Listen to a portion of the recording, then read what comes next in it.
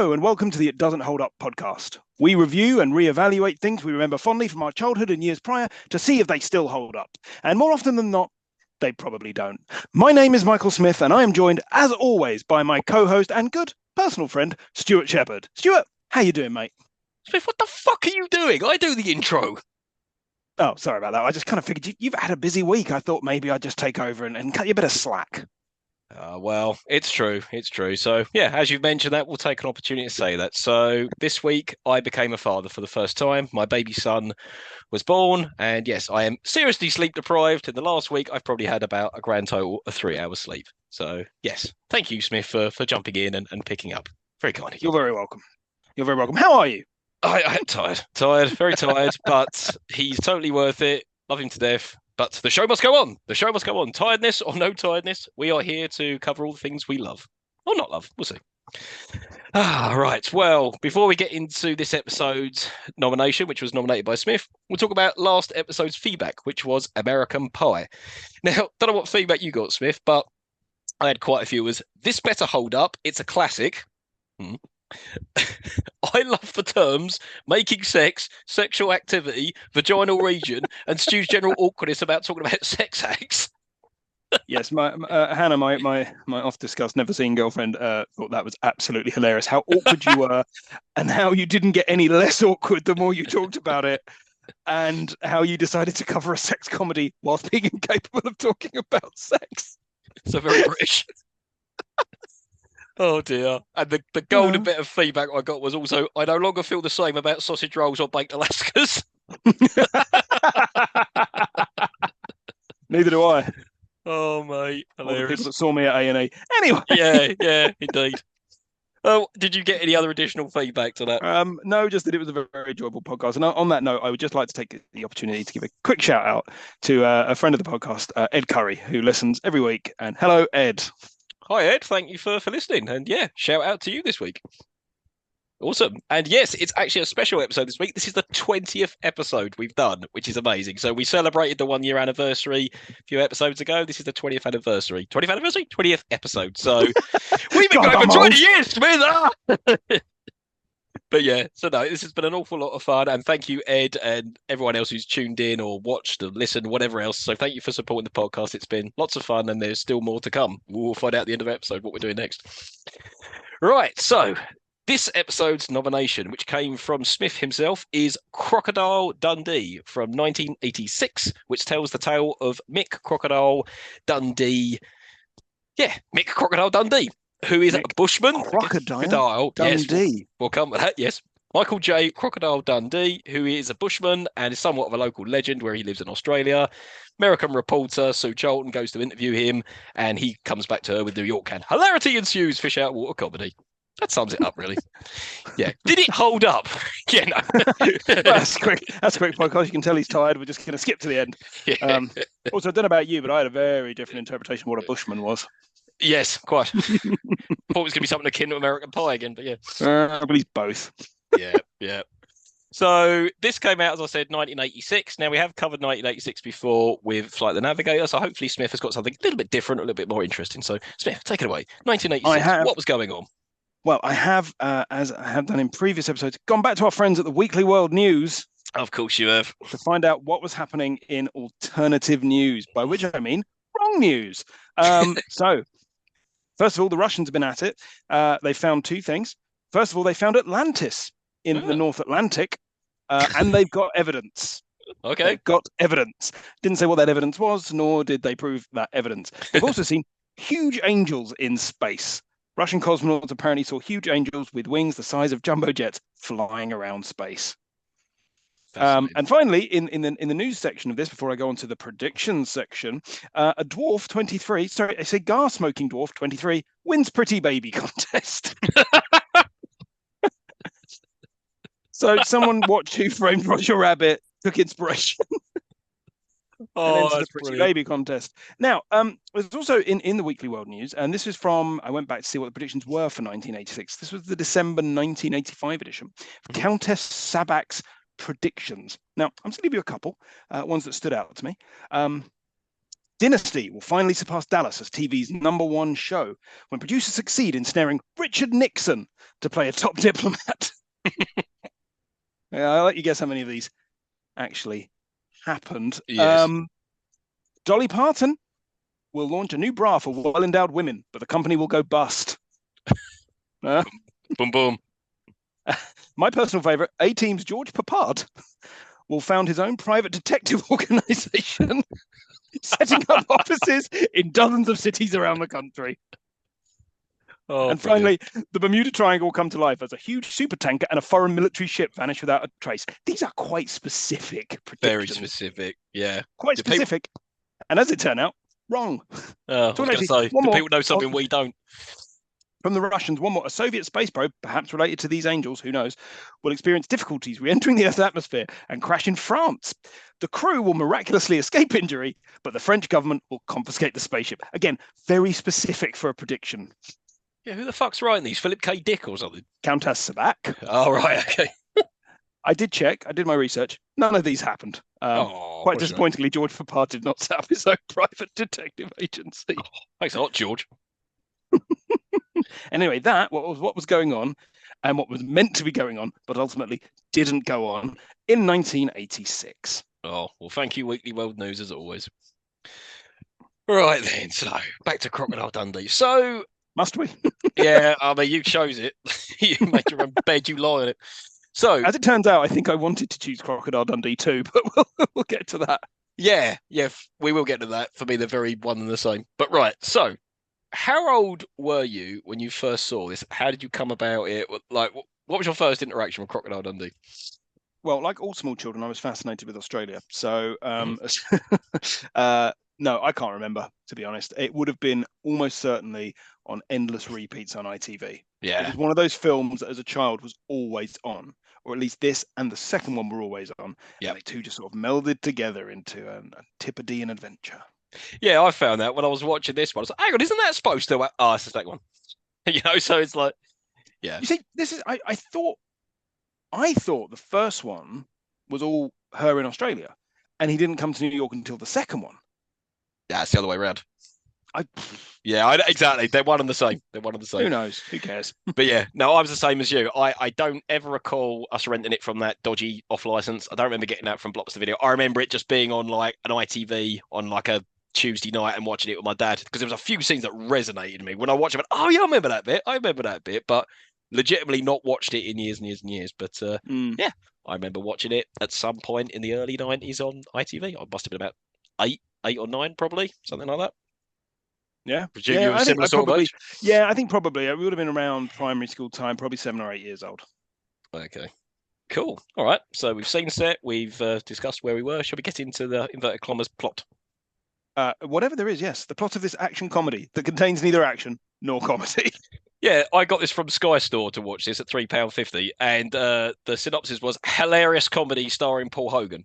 Hilarious comedy. Thanks, Sky Store. Yeah, right. Yeah. Right then, so we get a nice opening shot of New York City. And the most Australian of places, New York City. New York City.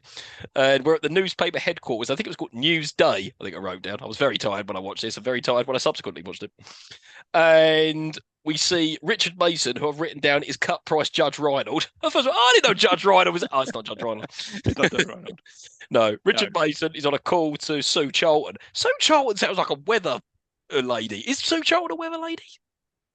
Am I thinking of someone else? Maybe, or was it maybe Sue Barker and I don't know. Anyway, Susanna Charlton. Is it Susanna Charlton? Could be. I don't know. But when I heard Sue Charlton, I was like, that sounds like a British TV presenter. But anyway, so she's in Sydney, Australia, and you know that because you can see the Sydney Harbour Bridge out the window. And part of me's like, is that really that though? They just blue screen that or whatever. So presumably she's covering stories. I'm like, covering stories of what? Just Australia in general. Go Australia. What's going on in Australia? In Australia, because why not?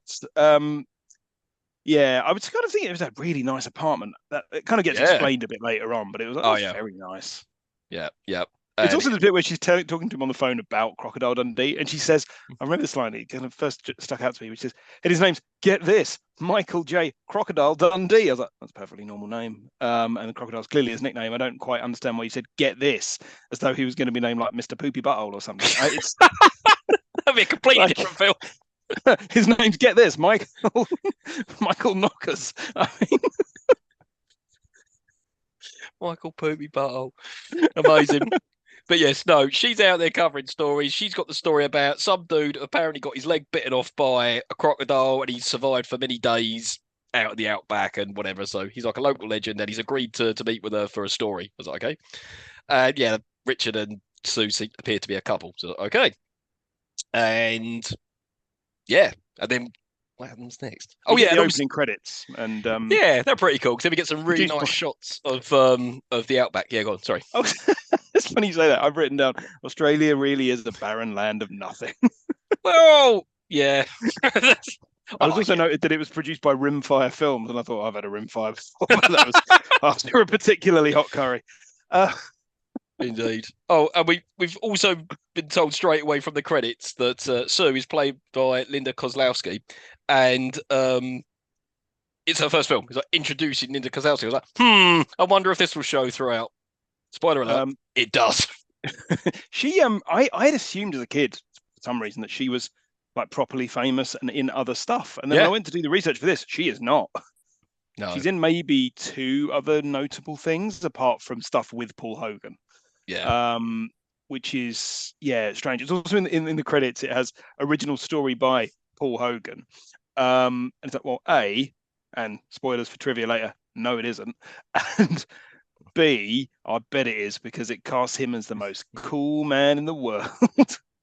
Well, back in the 80s at least, anyway. Well, yeah, it's like him going, get this, mate. What if I was really cool? Yes, and Paul? Nah, that's it. I come to New York being really cool, right? I'm perfectly capable, and I can hypnotize animals, but also everybody loves me. And where's the conflict, Paul? No conflict. There's no conflict. There's no conflict whatsoever. There's no plot. Anyway, we come this. Oh, and I've also put Sue is played by Linda Kozlowski, more like Linda Korlowski. She's very nice looking, much nicer than I remembered when I was a kid. I was like, oh yeah, she's very nice. Anyway, so we get those shots in the helicopter of the barren outback, and she's tracked him down to a town called Walkabout Creek. And like, is that where those bars Walkabout come from then? From like this movie, or is that just a common term in Australia? We have actually got fans in Australia, so let us know. I mean, and I apologise to those fans for calling it a barren road of nothing. The cities are quite nice. There is a thing; it's an Aboriginal thing, a walkabout. Oh, okay. So it's an Aboriginal, as I believe, an Aboriginal rite of passage. There's a film called Walkabout with Jenny Agutter and David Gulpilil, who is in this film as well. Oh, there you go. Stop using up your Swift trivia. That's not trivia. That's just facts. Yeah. So Sue is greeted by Walter, or Wally, as he's sometimes known, and he's Mick's. Oh, yeah, I'm going to, for the purpose of this, I'm going to call Crocodile Dundee Mick. I'm not going to keep calling him Crocodile Dundee. He's Mick's business partner, and they run safari tours. And she apologised that Mick isn't there to greet her in person. I was like, okay, not sure why he wouldn't be. What else has he got to do apart from just getting into mischief? And they arrive at this really shitty-looking hotel/pub in Walkabout Creek, and that's where Sue will be staying. Now, I remember when I was in Australia, in Sydney, they call pubs out their hotels, and it's really confusing because someone will say, "Oh, meet me at the pub." It's called, like, I don't know, the Walnut or something like that, and it just says the Walnut Hotel. Like, oh, that's not it. You keep walking, it's like, no, that is it. They call pubs hotels for some reason. My brother lives in Melbourne, and Yeah. I went to visit him once, and we had a number of things in hotels, and it's only just dawned on me that they weren't hotels. Yeah. I thought we were in like the nice bar of a hotel. Okay, right. Well, I'm an idiot. So what if you want to stay in a hotel? There's a nice pub around the corner. I've never been to the Outback, right? So I have absolutely no idea if what this is with her in this bar is an accurate depiction of life in rural Australia in the 80s or even now. I have absolutely no idea. Films have told me this is true to life. I have absolutely no idea it is. You've been sort of in more rural parts of Australia. Sort of. I stayed in Sydney and I got the Greyhound up the east coast, but obviously, yeah, you drove through like hundreds and hundreds of miles of nothing. But it's not quite the outback. It's like the middle of Australia. But yeah. Right. Okay. Probably saw more barren stuff than you did. Yeah. Is it like this?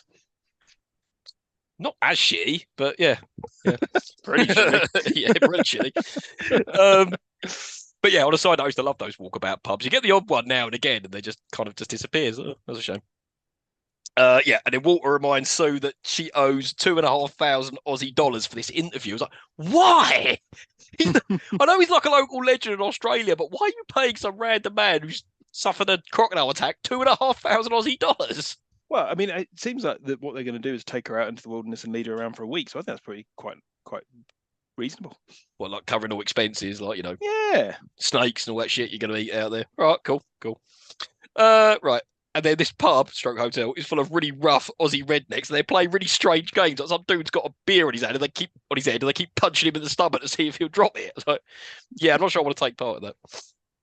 And then this bit's so strange. Sue and Walter are having a drink, and Walter retells. Oh no, that's not the strange bit. But yeah, Sue and Walter are having a drink, and Walter retells the story of Mick being attacked by a crocodile, and his barmaid starts laughing, going, "Oh, you exaggerated the story again." And then for no reason whatsoever, this knife suddenly hits the bar. Like, why would that happen? And then Mick comes in with some fake crocodile and pretends to wrestle with it, and everyone's cheering him. Like, what the fuck is going on? Did he know he was meeting Sue and he was just putting on a bit of a show? Was this guy just genuinely a nutcase? I assume the former, but a bit of the latter. It's just weird. I mean, I also wrote down at this point, he is the same color. His skin is the same color as his jacket. Yeah. He looks like he's made of old leather. Yeah.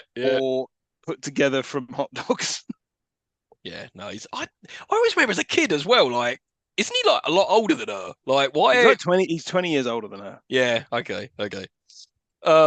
Yeah, the blokes are all playing along, getting rowdy, and Mick introduces himself to Sue, and they both like instantly start checking each other out. I mean, I'd see why he'd be checking her out, but why is she checking him out? Like, oh, who's this hot piece of arse? Like, no, he's not. Just an old man. Leathery old hot dog coloured man. He's like a skinny Hulk Hogan. Yeah. Literally, Hogan. Yeah. They might be related. We should look into it. We should look into it. And then Mick takes Sue for a dance immediately. I was like, you really have no like decorum, do you? Yeah, he's an old pervert, is what he is. That's how you greet a news reporter, is it? Just grabbing hold of her and having a dance with her. And then Sue asks him the story about his leg, but he does correct her and say, no, actually, this is just my love boy, where it shows that he's got a nasty like wound on his leg. So okay, he's not going along with this facade that a crocodile bit half his leg off. And then this bit really confused me. Some locals are getting really annoyed with Mick, going, "Oh, he's just some crocodile poacher." I was like, "Well, even if he is, so what? Like, what?" And then they really start giving him shit. Well, that's illegal. And also, that never gets resolved. No. Are we to take it that he is a criminal or not? We just ignore that. Anything that happens in the first half of the movie in no way impacts the second half of the movie. No, they're two completely different movies, and I think that's the point of it, the contrast, but it doesn't really entwine at all. Yeah, but it's meant to have, a through line or a plot or narrative cohesion, but it doesn't have any of that. No. It's a series of scenes.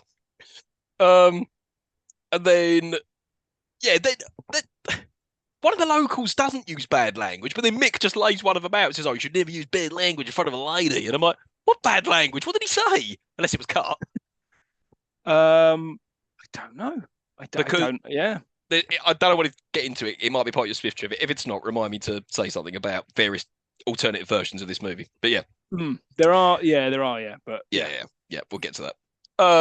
Yeah, and then Mick starts playing that game with the locals, the one with the beer on the end, but instead he ends up just kissing the bloke instead, and he knocks the beer over, and then instead of beating him up, they all just start handing out beers and be like, what fucking pub is this? That's how that game always ends, with someone kissing another man, and then, well, it's all gravy. And then we get the next day, they're out in the outback in a safari car with Mick, Sue, and Walter, and there's some really nice shots of the outback again. Well, I thought they were beautiful anyway. You probably just think they're barren wasteland. Oh, there's some trees. Great. Trees and a continent designed entirely to kill you. Yeah, that's true, actually. I forgot how many terrifying animals there are out there. Yeah, there's a weird bit when, for some reason, Sue asks how old he is. Like, but why? What business of it of yours? And he says, "Oh, I don't know." And then we learn that he was raised by the Aboriginals in a local tribe. And then he says he was married once, but then he fucked off for about 18 months. And when she come back, she left him. I was like, well, yeah. Well, yeah. Did you honestly think she was going to hang around for 18 months when you going off doing your walkabout? Oh God. Then we get the car is blocked by a buffalo in the road. And then, as you mentioned earlier on, Mick just sort of hypnotizes it by sort of doing like a rock and roll symbol to it or whatever, and then it just goes to sleep. And then Sue's I mean, I mesmerized and wrote there taking that photos. he's made the problem considerably worse. If you'd just driven your car at it, it'd have fucked off out the road. As it now stands, the thing that was standing in the road is now lying in the road. Asleep. Yeah, how are you gonna get Yeah, past that? you're stuck there. You're there for hours at this point. Yeah, idiot. Silly Mick. Um, then they're on a speedboat in a lake, and then Mick points out crocodiles to Sue nearby. She's all startled. She's like, "Yeah, you're in a speedboat. I ain't catching you. Don't worry about it." They arrive on land, and then Walter says he's going to collect them in 2 days, and then Sue and Mick go off into the wilderness. I was like, "Really not sure I would trust going off into the wilderness with Crocodile Dundee." Yeah, this man looks like he might murder you and leave Yeah, you for dead. I was going to kind of point that I thought when I was watching this is most films where you have a New York reporter, especially a woman, going to the outback or going to some sort of far off, place that's alien to where she grew up, would be exceptionally prissy. It'd be exceptionally like, oh no, there's dirt, and oh no, there's a spider, and oh no, is that? And she's not like that at all. no, Like she's fairly capable. I think this is, on the one hand, it's quite refreshing to see it in an 80s film, not have someone playing to that sort of, gender stereotypical damsel in distress. But at the same time, it means there's no conflict. Yeah, she's absolutely. just fine. She's just having quite a good time in the outback with this man who she barely knows, but clearly fancies, despite the fact that I imagine he smells somewhat like the inside of a pair of trainers. Yes, quite. And you know, it's funny you mention that because you think I'll come to it in a second. You think it's going one way, as oh no, it doesn't. But yeah, it happens a lot. Yeah. Oh, is there going to be some? No. Oh no. Yeah, because then he starts being a chauvinist. He starts calling her lady and Sheila, and he's sort of insinuating like, "You'd be fucked out here without me."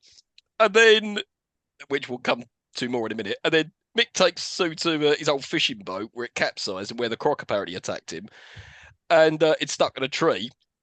And then he starts saying about how a crocodile kills you, which actually sounds pretty cool. Like it grabs hold of you, it twists you around, it pulls you down, and it tucks you away until you just rot, and then it'll come back and eat you later when your meat's all nice and tender. I was like, oh, that's kind of cool.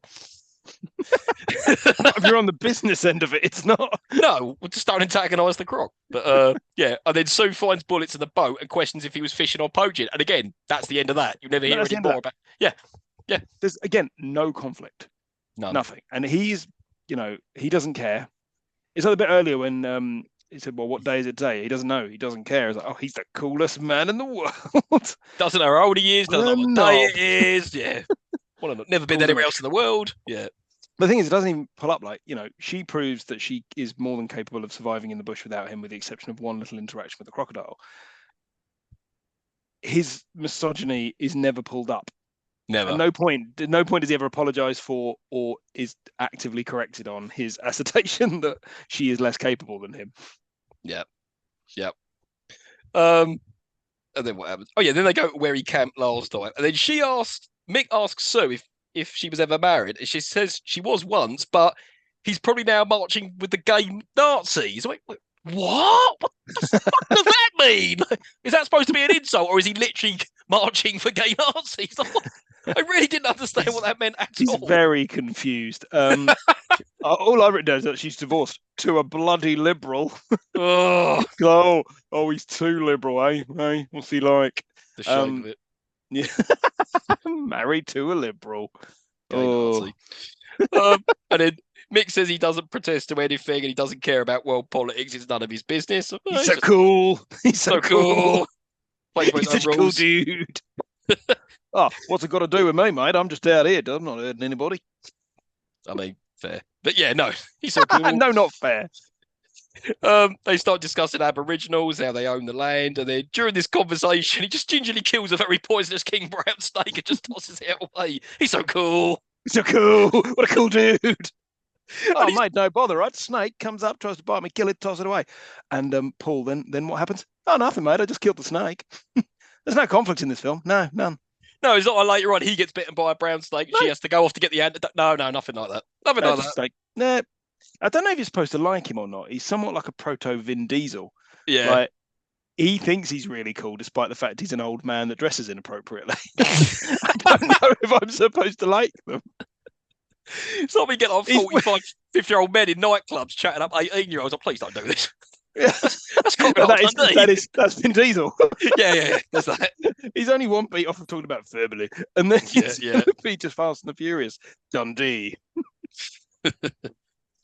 Yeah, and then we get kangaroo poachers turn up for some reason, but apparently, and this is true, it's not actually a crime to kill kangaroos. No, they're vermin. Vermin. Yeah. Even Yeah. if you run one over in a car, it's fine. I mean, it'll fuck your car because they're massive, but yeah, it's not actually a crime to do it. They're exceptionally aggressive as well. Yes. So this is a bit where it's like, quick, gunfire, run towards it. Or don't. So weird. It's like, yeah, they're not hunting you, they're hunting kangaroo. Like, what does it matter? Leave them out of it, yeah. Yeah, and then Sue's appalled, and Mick's just like, oh, whatever. But then he sets up like a dummy kangaroo with his rifle, and it starts shooting at them, and it frightens them off. What? See, this is where I realised as I was watching this, he's used the corpse of a kangaroo as a decoy. That's what he's done. He's not got a fake kangaroo. He's got the dead body of a kangaroo and propped it up with a gun. Well, I don't know. He had that stuffed crocodile at the start of the movie, so he might have another one. He's been carrying around a stuffed kangaroo on his back. I think you might have noticed. So he used the corpse of a kangaroo as a decoy, or as I like to call it, a kangaroos. Oh, very good. Yes, very good, very good. Bravo. Oh, hang on. Also, he definitely killed one of those two poachers. I mean, he shot him right in the fucking chest. Yeah, that could have gone horribly wrong. It was like, I'm an accessory to murder now. He's like, I'm just gonna have to kill you now, mate, and shoot her. Oh, I just killed 6 blokes. I don't care though, because I'm so cool. So cool. Oh, and then you can see Sue so happy. He's like, oh, she's fallen in love with him because he's frightened off poachers.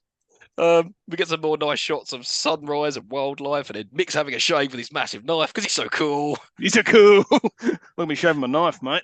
Oh. Although he starts off with a razor and then transitions to a knife. I was like, why don't you just use the knife from the start? That would have been more cool. But all right. Or just continue using the razor. I'm sure it's fine. Yeah, it's probably a lot more, sanitary. Yeah. Sue's making a dictaphone of her travels, and then Mick again starts going on about a woman like her wouldn't last 5 minutes out here, as this is a man's country. I was like, oh, you horrible shit, Mick. I know, it really is bad. And then Sue makes a bet that she can make it to the next destination alone without Mick, and he tells her to take the rifle and fire off a couple of shots. Now, she fires one at his foot, showing that she's competent with a gun. I thought, right. Well, she's American, of course she is. Of course, yeah. But I thought the way this was going was it was going to show for the next 2 days she was absolutely able to look after herself and no problem whatsoever. No, within 30 seconds she's attacked by a crocodile and he has to save the day. 30 seconds in which he follows her around like a creepy weirdo. Yeah, and then she starts undressing at the reservoir to get some water, and she takes off her trousers for some reason just to get water. I wrote down like, why did she strip off? I mean, I'm not complaining, but why? She threw on a swimsuit with a thong. She's just like, I'm in the outback again, surrounded by many deadly creatures, by water where crocodiles are known to live. Famously, crocodiles live in water. I'm just going to strip down to my swimsuit. Nice old swim, have a drink. Yeah. And as he's bending over, he's going, checking her arm out. Oh, fucking hell, you are the worst. Just from the bushes like a creepy old pervert. He might as well be wearing a brown Mac and be like, ugh. About Flash. And then a crocodile comes out, which is a pretty good-looking prop, actually. It's an animatronic crocodile comes out, and it grabs the water bottle around her neck and is trying to pull her in, and he stabs it with a knife, and then she's eternally grateful. So the point of this is, no, you couldn't survive out here without him because you're just a woman. You're just a Sheila. Also I wrote down, she'd be dead. Oh, absolutely dead. How would you fight with a crocodile that's ridiculously strong? No, give it back. So stupid.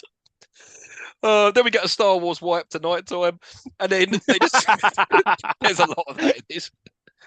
They discuss living in the city, and Mick confesses that he's never been to a city and it's too crowded for him. And then he starts rubbing her ass with a cloth for some reason. Oh, now go sifting that will you? Go on, let's have a look at that. I was like, hang on a minute, what point did she scratch her ass? What's all that about? Maybe that's a cut scene. Oh, okay, that's what it was. The crocodile took a nip out of her bum. Right, got it. And they hear something, but it turns out to be Neville, Mick's Aboriginal friend. Or David Gulpilil from Walkabout, and many other films, actually. He was in The Proposition. Oh, yeah. I've not watched that movie for years. Rabbit Proof Fence, and The Right Stuff. He had quite a good career. He was actually very famous in Australia. I was looking him up earlier. Really? Yeah, he's dead, by the way.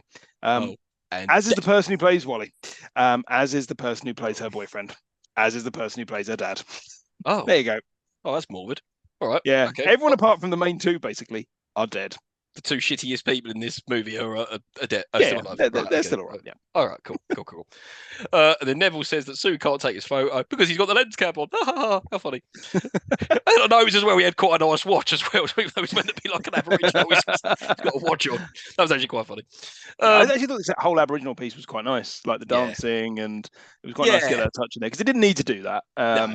It wouldn't have didn't add anything, and he's barely in it. Well, he's not in it after this. I think he's in the second one because the he second is in one the takes second one. place. Yeah, yeah. I forgot he was raised by a tribe, so this bit came as a bit of a surprise to me. It's, oh, okay, but yeah, this bit he goes to the tribe to have a dance with them, and Sue's taking photos and all that because apparently women aren't welcome. Is that, all right, get this, mate. Right, women aren't welcome, but she's got to follow me and she's got to take photos. Right, then Paul, what happened there? No, nothing. It'd be the end of the scene, right? No conflict. No, yeah, the nothing, tribe won't kill nothing. you or anything. Yeah, yeah. No, that's it. End of. They just have a look at each other like, huh, hey. Oh, they're falling in love. End of scene. End of scene. Never referenced again. And then later at camp, Sue says to Mick that croc would have eaten her alive. And he goes, I wouldn't hold that against him. And I'm like, what? The same thought crossed my mind a couple of times. I went, sex? Like, what do you mean by that? Cannibalism? Were you going to kill and eat her? But what? There's a lot of that. Just really weird dialogue. I can't work out if it's pervy or just weird. But yeah. Then he's showing Sue a place called. Oh no! Before that, he missed a bit, which is like, oh no, I expected of you. You're a journalist and a woman, biggest busybody in the world. Bloody women. Oh, apparently, this might be part of your trivia. In the Australian version of this, he says it calls her a sticky beaker, and a sticky beaker is basically what a busybody is, but it's an Australian term. But yeah. Oh right, okay. Was that part of your Spiff trivia? No, I mean it's. Cheers, though. So all this time we think Mick Dundee's being dirty. He's not. He's just talking Australian. Yeah, that's funny. Oh, isn't his sexism charming? Isn't it? The next day they continue their journey, and Mick's telling his story about surviving the croc, and then he shows Sue a place called Eco Creek, and then he starts cooking a really.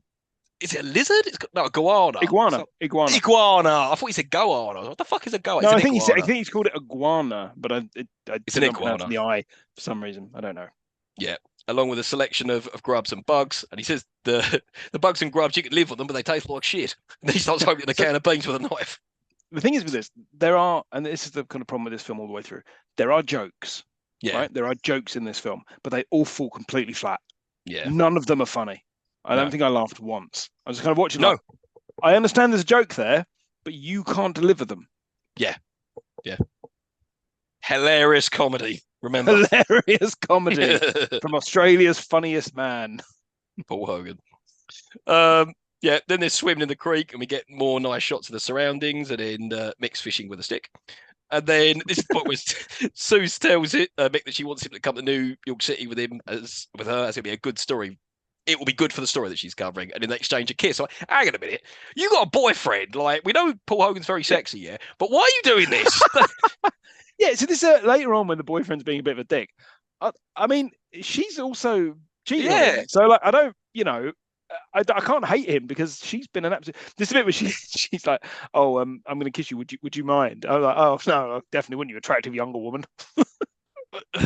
Yeah, it's a really awkward scene. Like, yeah. Then Walter arrives to pick them up, and then he asks Mick in code, "Has he fucked her?" I think he does something like, "Yeah," like moving his fist or something. For God's sake, you dirty old bastards. And then Sue tells Walter. Sorry, go on. Just laughing. Yeah, it was funny. Then Sue tells Walter she wants Mick to come to New York City with her, and he's like, "Oh, I'm not sure about that." He goes, "Oh, the paper will pay." He goes, "Oh, well, we're thinking of paying." Yeah, go on in. Yeah, come on, see. Then we get the. He's insulted an entire nation. Sorry. Sorry, loyal listeners from Australia. I do apologise. Then we get. Yeah, ask him. Then we get the flight back to New York City on Qantas. I have serious problems with Qantas. I flew back with them. They're an awful airline. But I think this is really? kind of like, yeah, I did enjoy it. I was in economy. And I couldn't work out, are these guys in economy, business, first class? Because whenever you watch old footage of a flight from like the 1980s and someone's in business class or first class, like, oh, that looks shit. That looks really bad. God, what's economy like? Yeah, I watched Midnight Run earlier with Robert De Niro. And there's a bit where they're in first class and it's all plush and it's really nice. But at the same time, it's like no TV screens or anything. It's like, what the fuck would you do for a 9-hour flight if you had no TV? God, the amount of books you'd have to get through. Mick's all agitated being on this plane. Obviously, he's never been on a plane before because he's never been on a city before because he's probably never even gone out of that little area of Walkabout Creek before. And yeah, they arrive in New York City and we get a shot of the Twin Towers. Now, I don't know about you. Does it always make you think a bit, whenever you see the Twin Towers in movies? It always feels, it's so, I think, synonymous, obviously, with what happened that it just jars every time I see it. Yeah, really horrible. And then it's really weird as well. Like even in like Friends, like they never ever, reference the Twin Tower attacks. And then there's shots, like transition shots in Friends of the Twin Towers. And in later series, they just don't have that anymore. Like, oh, yeah, just a bit haunting. Well, yeah, but slightly insensitive if they did. Indeed. It's a bit as well when they get off the plane. I fucking love this in films.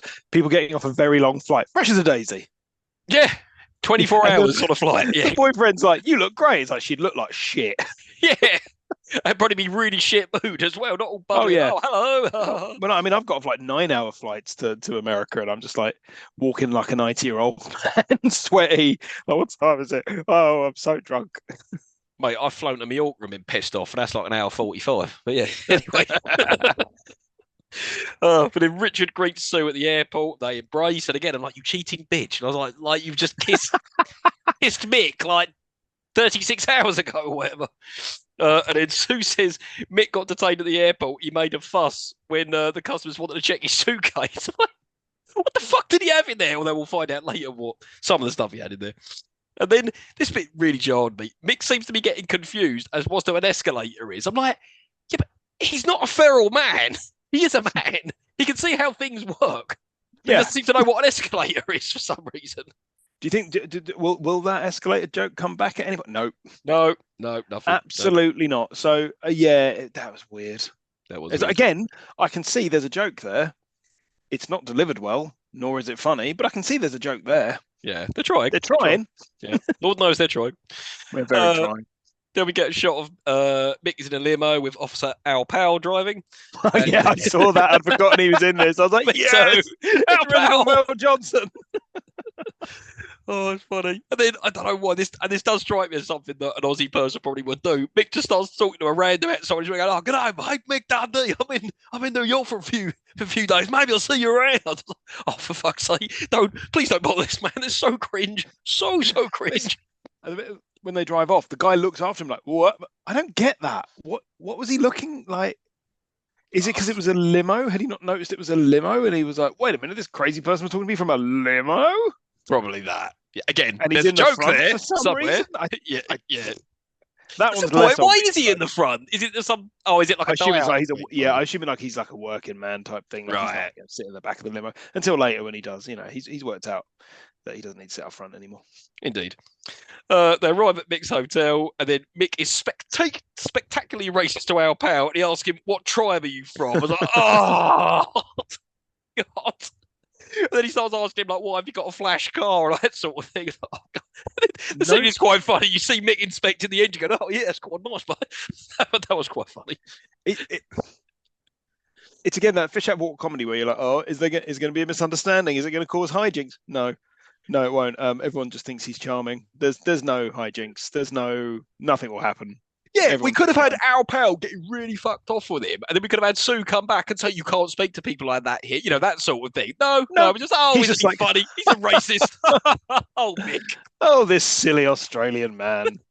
And there is a bit later we'll come to, and it's just laughed off. "Don't worry, he's Australian." Wait, what? That's not an excuse.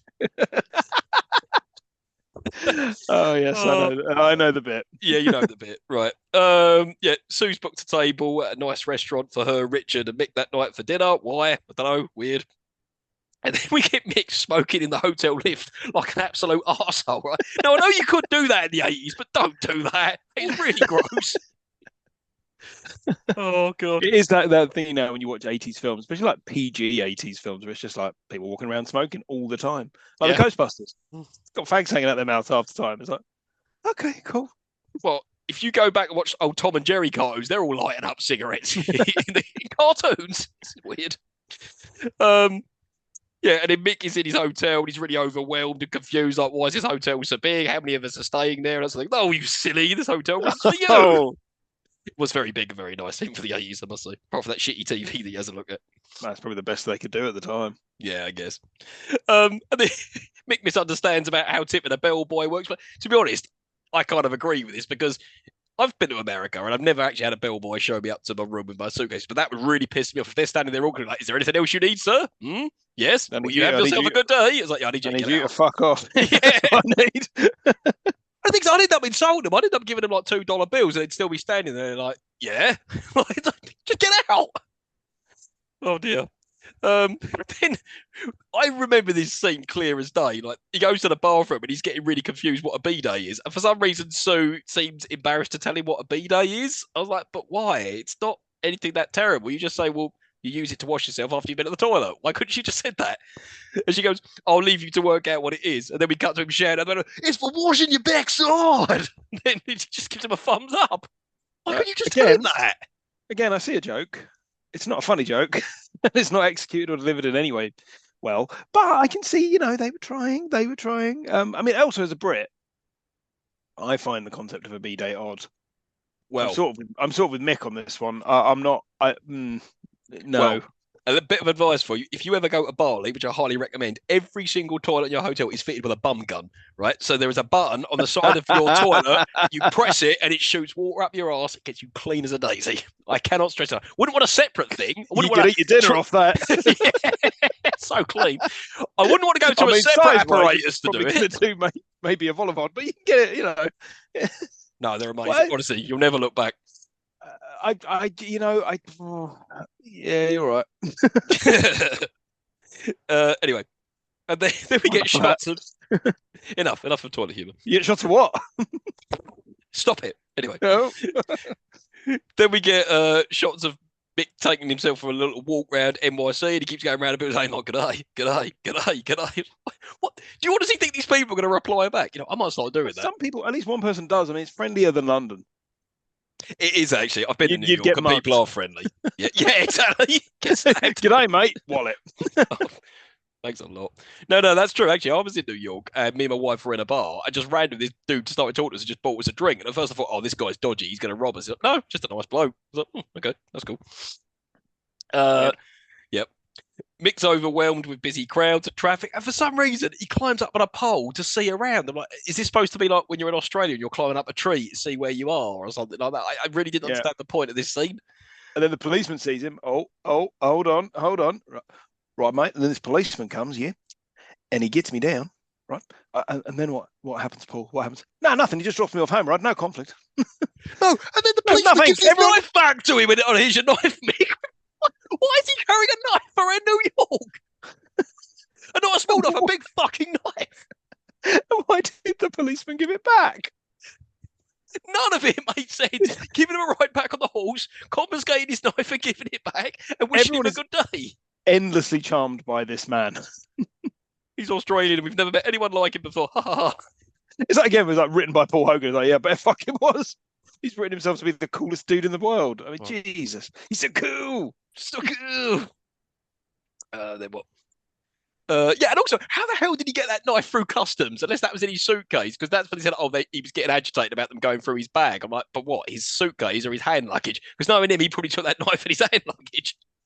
Yeah, it just seems like a quick way to get arrested and just walk around with a massive fucking knife on you. Exactly. Yeah. Then we cut to the nice restaurant scene with Mick, Sue, and Richard. And again, I don't know why Mick's been invited to this. It clearly looks like they're on a date. And even Mick says, I'm just going to leave you two alone, shall I? And he's like, no, stay. And then he proceeds to just try and make Mick look like an absolute arsehole, doesn't he, by trying to get him to but for no reason, for the menu. Right? He's been perfectly reasonable up till this point. Yeah. But that character has not been portrayed to be a dickhead at any point up to this point. Yeah, I don't know what the point of this is. Does he start feeling threatened by him or something? Like, well, I mean, his girlfriend did cheat on him. But you don't know that yet. So, well, yeah, but Yeah, yeah. And then he starts being a pretentious arsehole as well, like ordering an Italian and all that sort of thing. Oh, don't ever do that. Like when I go to a restaurant, I just point at something, I'll have that, please. I'm not going to start over pronouncing things and that sort of thing. Well, I And can't speak a foreign language, so it'd be pretty stupid of me to try. yeah, actually, yeah, just get If laughed I at. went to an Italian restaurant, I was like, bibbidi boobity, get out. Okay, yes, and with good cause. I shall see you all later. At this point, Mick has probably had enough of Richard's shit, just lays him out, just punches him in the middle of the restaurant. But instead of just falling over, he just kind of goes like, well, that's not what happens when you punch someone. The way that was shot, I had to kind of rewind it. I was like, sorry, what did he do? Because you Yeah, can't see, you never see him punch him. You see him sort of move and you hear it, but you don't really see what happens. Yeah, so what happened? And then it's not till the scene after where she says, you punched him? It's like, oh, right, that's what happened. Yeah, but instead of him having a broken nose or a black eye or blood coming out, it just looks like he's pissed in the back of the car. I'm like, do you understand what happens when you punch someone in the face? But she was like, oh, he's had a bit too much to drink. And it's like, yeah, but he was perfectly coherent about 2 seconds ago. Yeah, none of that scene makes sense whatsoever. None of it. Sue is mildly appalled about what he does, but seems to like just forgive him instantly when they get to the house. Okay, see you later, Mick. As these films prove, especially with these charming, rugged men's men, of which I'm one. Of course. Yes, I'm a rugged man's man. And I can tell you, violence is always the answer. Always. When in doubt, just punch someone. Women love it. You don't get arrested for assault. Everything's gravy. And don't break your hand, which I can attest to. But yeah. Yeah, unfortunately, because I'm a rugged man's man, I don't think it's possible for me to. I see. You're just too manly. I mean, I could punch through a steel girder. Fine. Got it. Nothing. Got it. Yeah, like being farted on by a moth. Stayed at that. Oh, anyway, Richard and Sue get out in a taxi, but then Mick says to the taxi driver, take somewhere, so they get hammered, and the taxi driver's like, oh, I can drink more than you can. And he's like, oh, this will be fun. Because he's Australian, they drink loads. They've all got drinking problems. He's so cool.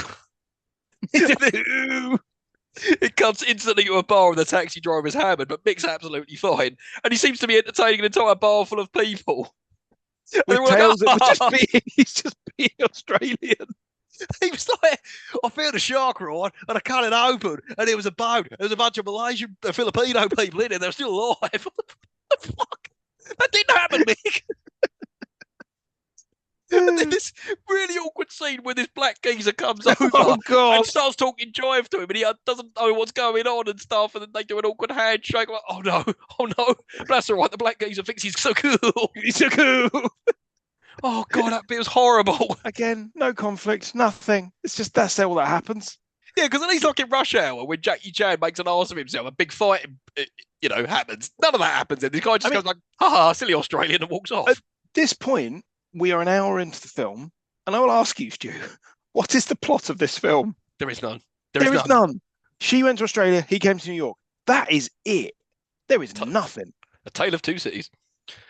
And then, oh god, this bit ages horribly. Oh, it's horribly. Like ages like milk. Oh god. So Mick is talking to Milk Dundee. Hello, I'm Milk Dundee. So Mick is talking to a woman in a bar, and a taxi driver calls him over, and he makes a spectacularly transphobic and homophobic remark, which I'm not going to repeat. And he just warns Mick against her. Instead of Mick just being like, okay, all right, I'll just stop talking to her then because I'm not interested. He grabs her by the genitals, and she's like, oh, and he's like, oh my god, she is a man. Then everyone just starts laughing, and the poor woman just runs off. And he's like, oh, you bastards, you set me up. Wait a minute, you're not the victim here. You've just sexually assaulted someone. Oh God, yeah, horrible scene. He comes off terribly. The taxi driver comes off terribly. Everyone in the bar comes off terribly. And what did this transgender person actually do apart from just have a conversation with him at a bar? Nothing. It's the mind boggles. I mean, this is a bit where I was kind of watching. Up until this point, I'd been fairly bored, and the sexism was not great, but light. Yep. Yeah. Light sexism. By 80 standards, she was shown to be capable and clearly in charge of every situation she was in. Mm-hmm. This point, when the taxi driver talks to him and casually deploys the F word, I was like, oh, here we go. Oh, Jesus, there it is. Yeah. And then you're like, where's it going? Oh, it's, right, okay, good. And will there be any consequence? Of course there won't. No. Mick's a hero for doing what he just did. It's all funny, isn't it? Fucking Paul Hogan.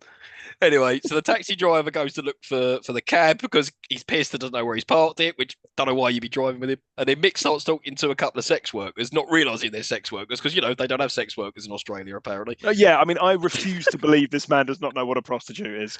I refuse to believe that.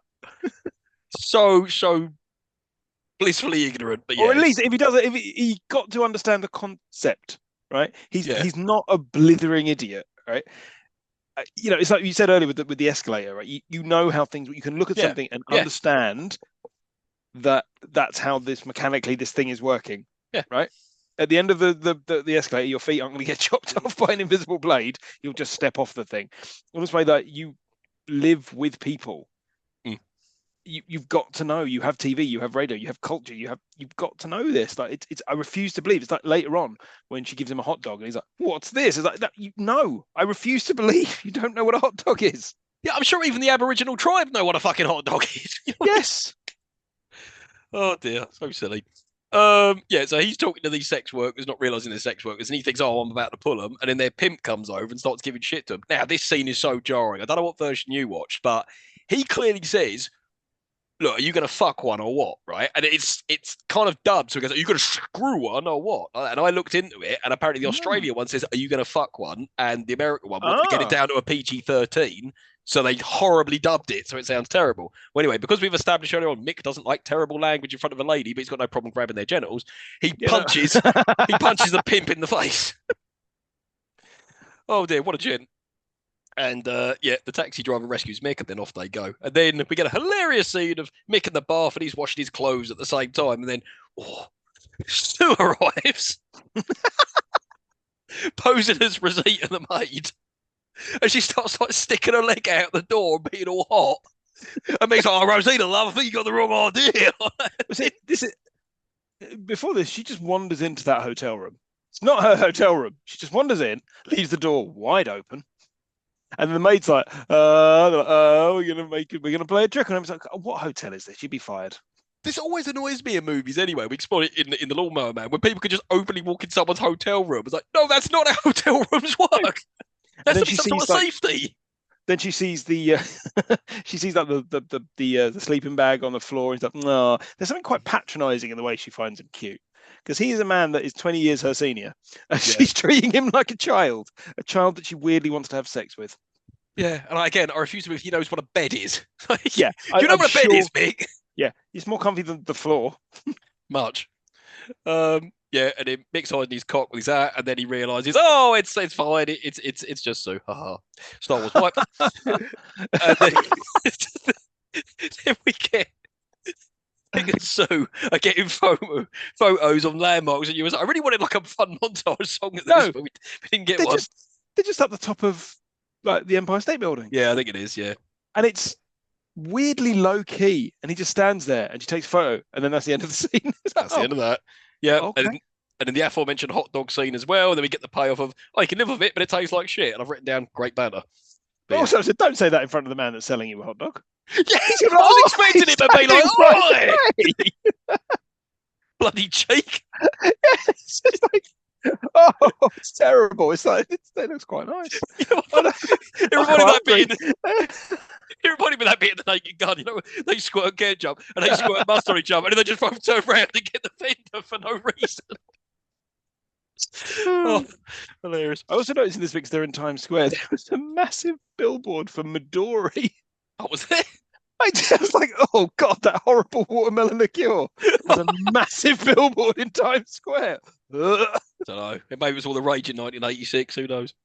And then we get a shot where Mick sees the man that he shook hands with earlier on when he was in the limo. Like, there's that bloke. So who? He works in a barber shop. What is the point of this scene? And then a thief grabs some woman's bag, and then Mick grabs a can of soup out of someone's shopping bag and launches it at him. That was because there was all the crowd were just standing around watching someone get a haircut. Yeah, was it like a famous barber shop or something? I don't know what was going on. It's like, is this what you do when you go to New York? You have a hot dog and watch someone get a haircut. Like, that's what I did. Because they're all like, it's like, what's going on? So weird. And then he stops that thief for a can of soup, and all the crowd just start like clapping and applauding him. Because he's so cool. He's so cool. And then what? And then they go to this really strange party, and there's just hipster wankers everywhere, but 80s hipster wankers. This is the party where they start on the shot of the midriff of that woman and hold it for quite some time.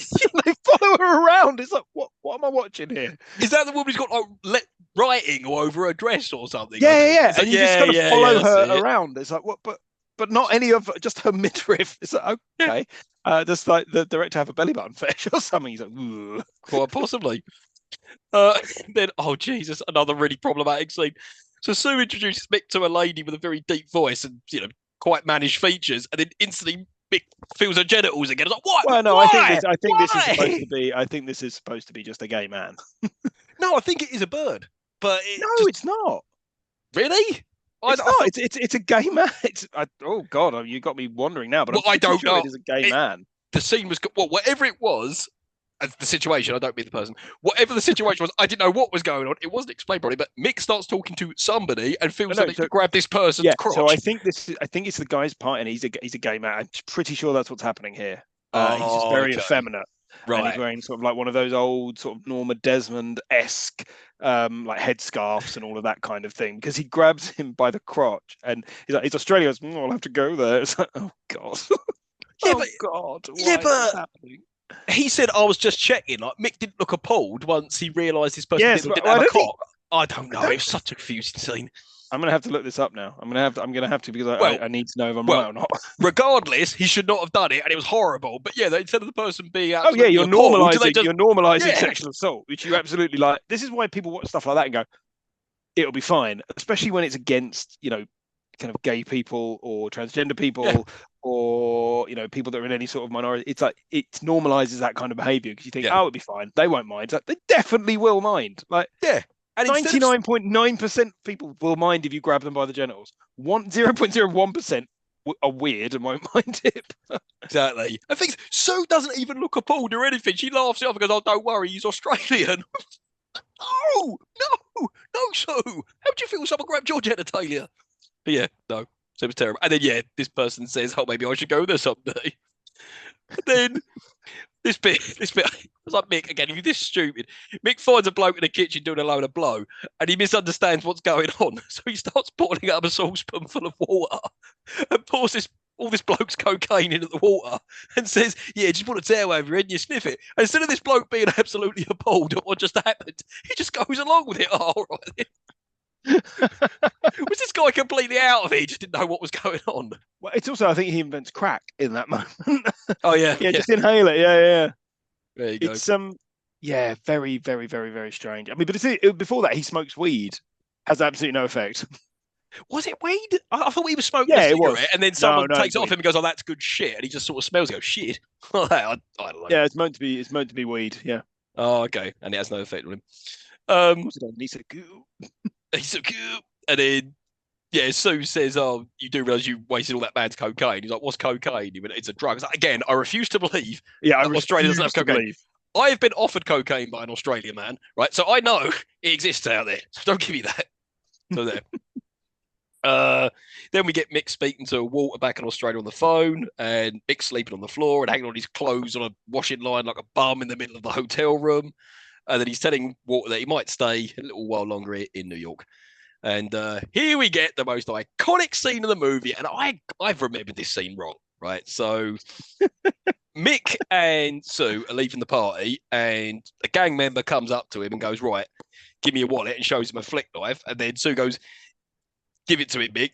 He's got a knife." He goes, "That's not a knife. That's a knife." And he pulls out a big knife and then he sort of cuts the guy's coat and he runs off. And for some reason, I remember that happening when he first arrived in New York City, and I remember it happening during the day. So when this scene came, I was like, "Oh, why have I remembered this completely differently? Is it because it's been parodied so many times? I've probably seen the parody. Does it get repeated in the sequel, perhaps? Possibly, or a very similar gag or something like that. I don't know. But yeah, it's the most iconic scene in the movie, and it happens right near the end, and it's just kind of a throwaway scene anyway. I was like, yeah, but we've already established he's got a knife. If you never saw him have that knife and then he pulled it out, that joke would have worked much better. But you saw earlier on he carries that knife with him all around New York all the time, so it's not as funny. Yeah, So yeah. I don't think that joke lands at all. Doesn't No, land. it doesn't. It just again, it's all of these things are really, really flat. Yeah. Although it does go because after this she kisses him. It does go to prove that women just want men with a big chopper. Well, done it again. You've done it again. Good. Smith 2, Stu 0. Right. And then Sue says, oh yeah, this bit really pissed me off. Well, Sue says, Mick, you make me feel like Jane in a Tarzan comic. I was like, why? Because you need this horrible man to make you feel empowered and special. It's like, what? Like, are you helpless about this man, for God's sake? Awful, awful. Yeah. Yeah. Also notice when they kiss, he really grabs her ass. Like he really goes for it. Oh. He's like, I'm taking my chance. It's like, no, Mick. No, please, Mick.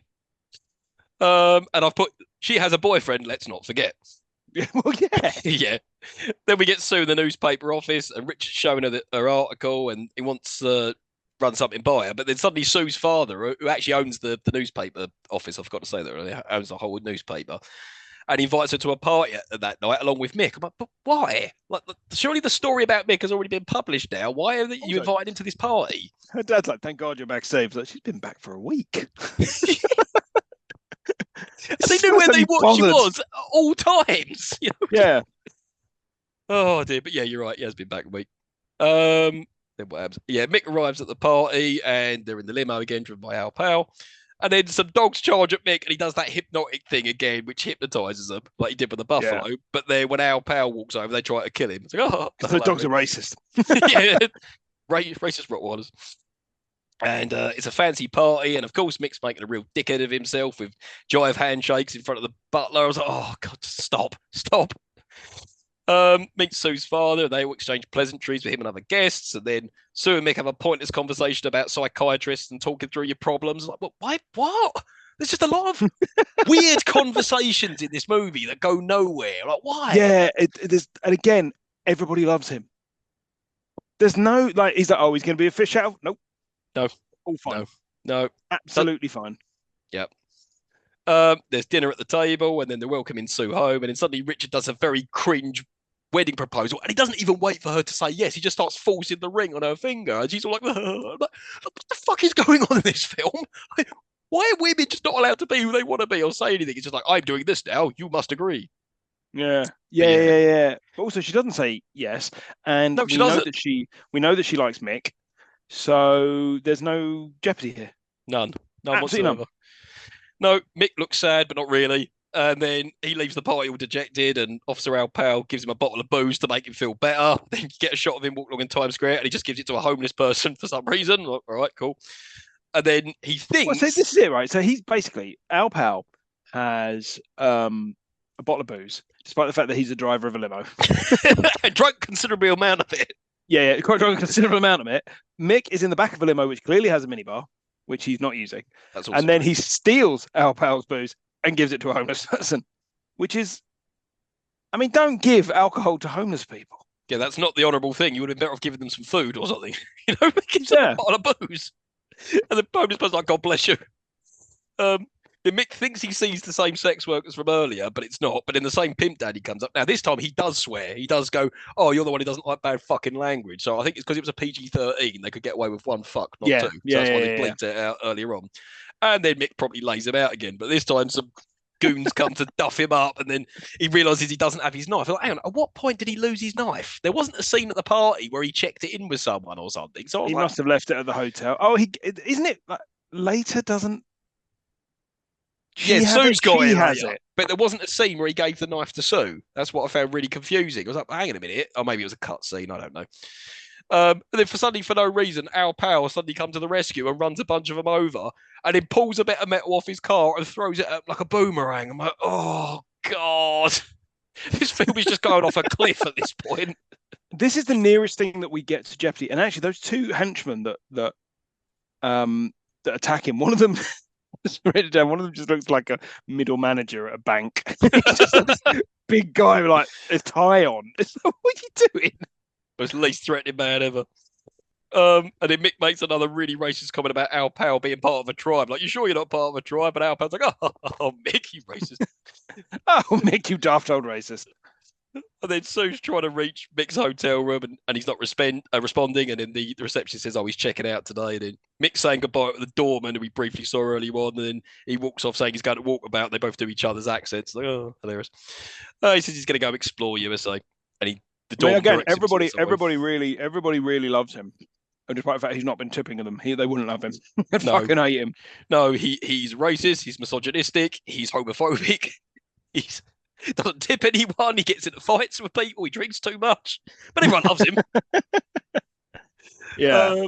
And then Sue arrives at the hotel, and her father's like, "Are you sure you want to do this?" I was like, "Surely her father was really happy earlier on when Richard proposed to her, but now he's encouraging this behaviour." I was like, "All right, whatever." Then the doorman says, "Oh no, he's gone down towards the subway." And then Sue's like, "Here, take this knife." Why? Why?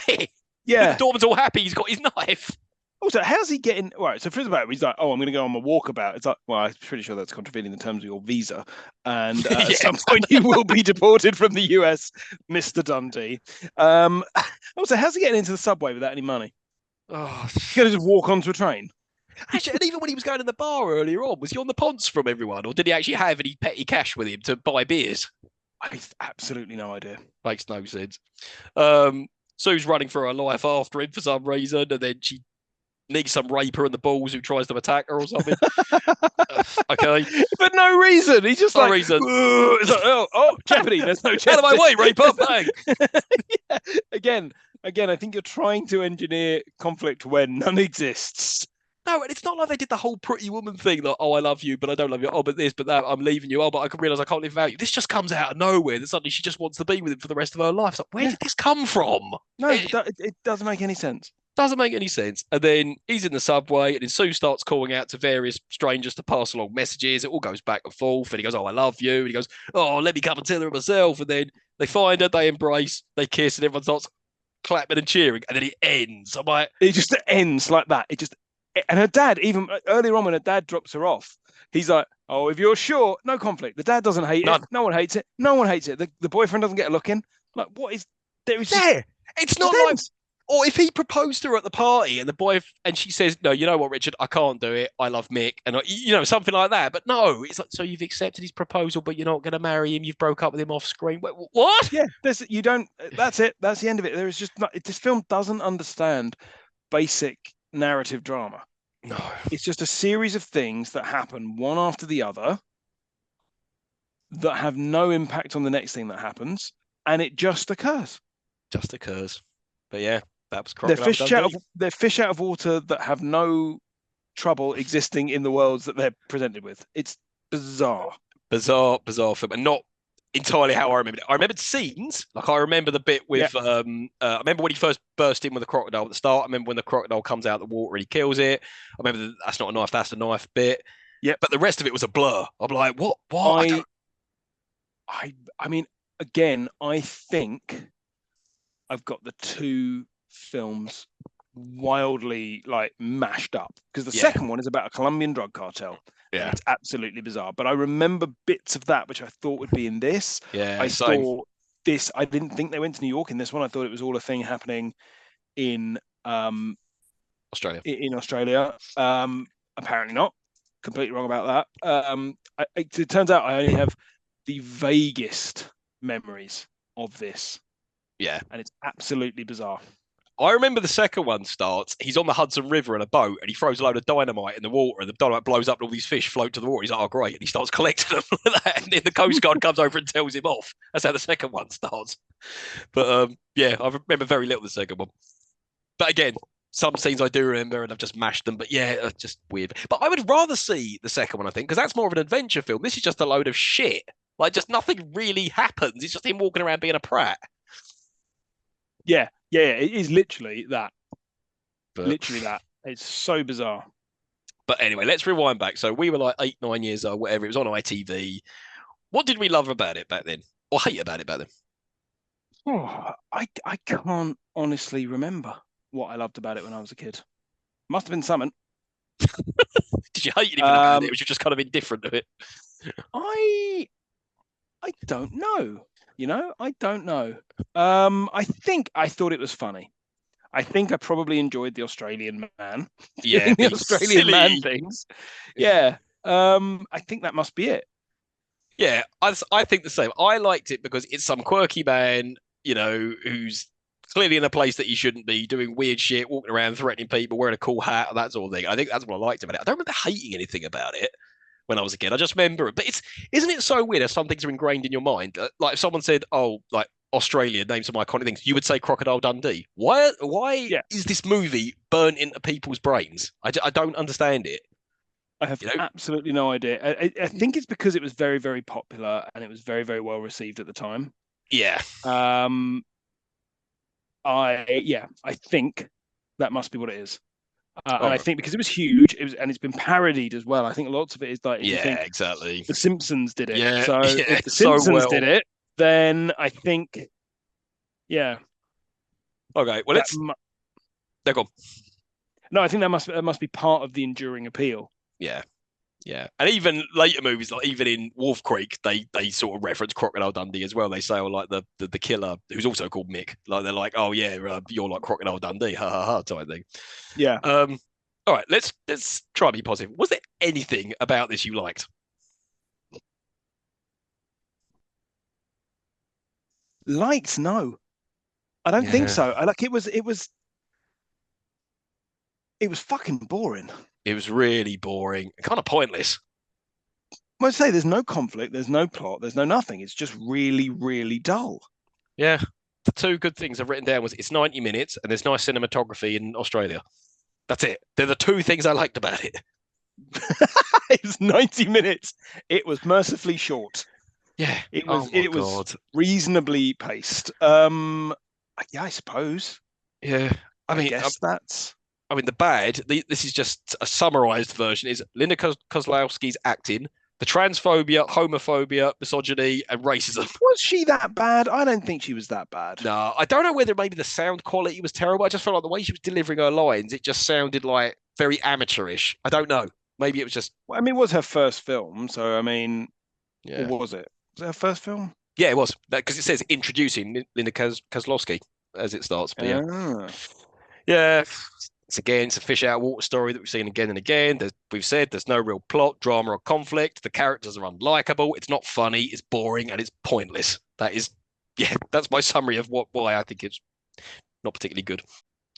Right, well let's do something a bit more fun, yeah, shall we? Let's go to Smith trivia. What you got for you? Got for Well, us? Smith trivia. Mm-hmm. Crocodile Dundee was made for 8.8 million Australian dollars. Wow, Uh, and grossed at the box office 328 million US dollars. I don't Now, get that it. made it the second highest grossing film of 1986. Do you care to guess what the highest grossing film of 1986 was? I reckon it was Top Gun. It was Top Yeah, of Gun. course Give it that man a was. prize. Yay, 2-1.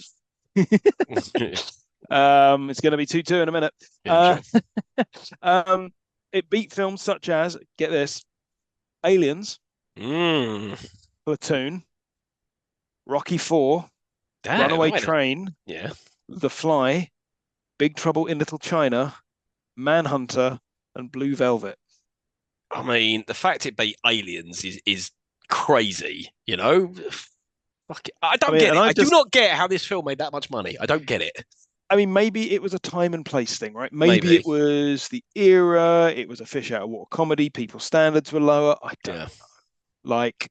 I mean, I recently went to see The Fall Guy at the cinema, that's good. right? That's set in Australia. It doesn't bother doing. It is set in Australia. Is it? Yeah, Cool. I it- don't remember that. But yeah, okay, cool. yeah. The entire it's all the bit of the film is shot in Australia, right? Because they film a bit by like the Sydney Opera House. Oh, yes, yes, yes, yes. Sorry, it is. Yeah, right. Absolutely. Yeah. So a lot of it's set in Australia, and they've got some Australian actors there, and they do Hmm. a sort of slightly better job of showing Australia than this film, which could have easily been filmed in a national park in America somewhere. Yeah. So it was nominated for Best Original Screenplay at the Oscars. I mean, the mind boggles. Yeah, highest grossing film of all time in Australia. Yep, Again, the yep. mind boggles. Um, so Paul Hogan, this is kind of the interesting, right? So Paul Hogan was fairly popular in Australia at the time. He had a TV show called The Paul Hogan Show. So John Cornell and Ken Shady, who wrote this film with Paul Hogan, were both writers on The Paul Hogan Show. Yeah. Peter Feynman, who directed this film and very little else, um, was a director on The Paul Hogan Show, and then went on to produce mainly kind of Fox TV. John Cornell almost went on, also, who was one of the co-writers, went on to direct Almost an Angel and Crocodile Dundee 2. Uh, um, so that there are two versions of the film, or at least two versions of the film. I've heard Yes. there are two main versions of the film. The first one is an Australian, which has more Australian slang. They cut a lot of that out and a lot of the swearing out, so they could get a lower rating. In Australia, it's slightly longer as well. I've never seen this version. I don't know how you would see this version. No, me I neither. assume it's the version that's available in Australia, but I don't know. It is also, despite what Paul Hogan might say, which apparently he claims that this came to him on a trip to New York, and he decided, oh, wouldn't it be fun if this character existed, and yada yada yada. But apparently not true. It's actually based on a true story. So there is an Australian called Rod Ansell, who became famous in the 1980s for surviving a crocodile attack and surviving several weeks in bush territory by himself. The bit where he goes to New York is a fabrication. However, he was brought to Sydney to be interviewed by Michael Parkinson. He attended the Parkinson interview barefoot. While put up in a hotel, he was confused by the B-Day and slept on a sleeping bag on the floor. These are things that Paul Hogan would later go on to steal for Crocodile Dundee. So Rod Ansell went then and sued Paul Hogan. Oh, really? Wow. Unsuccessfully. Right. Later becoming more and more bitter about not being involved in the money from Crocodile Dundee until he was killed in a shootout with police. Oh, I thought you were going to say until and killed by a crocodile. No, so the real end of Crocodile Dundee's life is killed in a shootout with police. Yeah. Not as it is in real life, diminishing returns of sequels. I don't know about you, Yeah. but I've never seen Crocodile Dundee 3. I don't want to. It's like Crocodile Dundee in Los Angeles. Like, isn't it just much of the same in being a prick in America, but another state? Yeah, I think that one I think I saw earlier cost something like $25 million and grossed $38 million. So, law of diminishing returns Yeah. very much in effect there. He's also done a latter film called The Fabulous Mr. Dundee, which is where he plays himself, who needs to reclaim his name after tax issues, which is pretty close to real life. I was going to say, he's self-indulgent arsehole. This is one of the 50 films that were selected for preservation by the National Film Society of Australia. I mean, again, this tells you the state of Australian film. If this is kind of thing, you're like, this is one of the 50 best things we've ever done. It's this, Mad Max, and the various different versions of Mad Max. The Mad Max movies get better though. Like the sequels just get better and better and better. But yeah, they do. And on that note, as a slight aside, while we're talking about Australian cinema, have you seen Furiosa? Yes, it's great. It's very good. Yeah, very good. Yeah, really enjoyed that. The quotation marks around crocodile in Crocodile Dundee were apparently put in so that American audience didn't think that Crocodile Dundee was an actual crocodile. Hilarious. Because American audiences are stupid. Yes. Hello to all of our American listeners. Yes, we've insulted the Australians, we've insulted the Americans. Who else can we insult? Michael Hutchence and members of the band In Excess invested in this film as a way of avoiding paying tax.